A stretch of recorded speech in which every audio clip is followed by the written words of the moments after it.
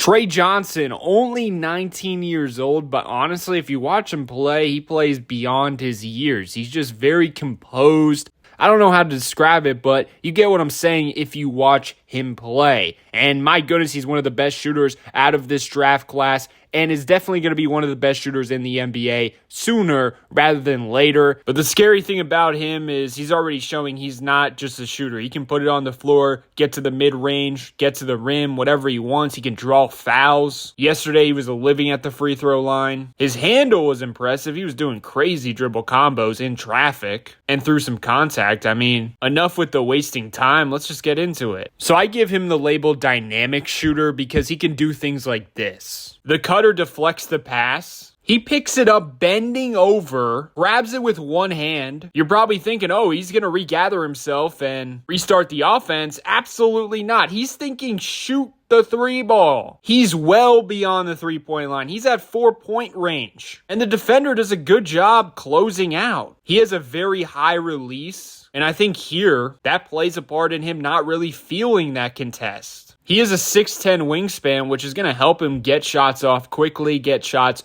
over defenders. That right there is a dynamic shooting play. Get used to actions like this. He's coming off a double screen. It creates natural separation. You can see him looking ahead, immediately processes that the bigs of Brooklyn are in drop coverage. So if he takes one more dribble, that mid-range jumper is wide open. And that's a pretty good contest. Danny Wolf has a 7'2 wingspan. But again, the wingspan of Trey Johnson and just the natural feel allows him to get the shot off. But more importantly, he's not affected by any contest, it seems like. All the great shot makers like Klay Thompson, Devin Booker, they remind me of Trey. That's why I mentioned them. They have that trait of not feeling defenders when they're going up for a jump shot. You need that to be a tough shot maker, and my goodness, Trey Johnson has it. And speaking of Klay Thompson, he also has that ability to score 25 points on like 2 dribbles. That's one of my favorite traits about his game. He has the ability to just run off screens, take a few dribbles, and get his shot off. And of course, catch and shoot in a blink of an eye. But don't get it twisted, he also has that ability to get frisky off the dribble if he wants to. Here we get a between behind the back quickly into the left-right crossover. Immediately, he recognizes that the defender is on his left hand, so he takes a driving lane right. But still, that's a tight driving lane. As soon as the help defender swipes down, he takes the ball over his head. Takes 2 more steps. While doing so, he's decelling, slowing down as the defender keeps going. And that creates a small shot pocket for him to float it up over all of this traffic and all these contests. The way he looks so comfy navigating through all those tight spaces is just very impressive. You don't see that in a 19-year-old unless they're going to be a star one day. Now, one of the main criticisms coming out of college is he was not passing the ball as much as he should, I guess. It's clear he definitely has a score-first mindset, but there's also something in there playmaking-wise. We have seen flashes this summer, and also you saw it in college. Here he grabs a rebound, pushes the pace fast. At this point, he picks up his dribble, and you're probably thinking, oh, he's going to hit the cutter. The rim protector thinks that as well, but he takes a moment and frees up the guy in the corner. Crazy read, but not only that, the accuracy was perfect. Couple possessions later, he's running in transition. He catches the rock, realizes that 3 people are on him. He smartly jumps in the air, so he has a better angle, passes with the left hand, and now it's a free 3-pointer, and this time he gets rewarded with an assist. And then what on earth is this? One dribble to his right into the between, back the other way between. Wicked step back. He created so much separation. He can shoot it if he wants to, but he says, nah, no thank you. Back into the between to his right. Look at him getting low. Back the other way between again. He absorbs contact from his initial defender while driving into a help defender. Definitely a situation where he could pass to his teammate for 3. But just like in the other drive we went over, he picks his dribble up at the perfect time to avoid the swiping help defender. And then the ability to plant with the right foot, but stay on balance just enough to then contort his shot and fade away to create that space for the floater is just next level stuff. Watching that play go down full speed is truly just a work of art. It's enjoyable to watch him get crazy like that, but also he knows how to keep it simple and score with just a few dribbles. Another example of keeping it simple, he realizes early on in the possession, he gets Timmy on him for some odd reason, and he's just like, okay, I'm quicker than him, I'm just going to skate to the basket with ease. He also has that trait where he doesn't look crazy fast with the basketball, but because he plays at his own pace, he's really good at going slow to fast with his dribble moves and things like that. It allows him to get to his spots and also navigate tight spaces. I'm a big fan of his game. He's just fun to watch. If you enjoy basketball, you enjoy scoring, you're going to enjoy Trey Johnson for sure. Definitely let me know your thoughts below. Do you agree? Do you disagree? Check out my other videos. Most importantly, have yourself a great day and peace out.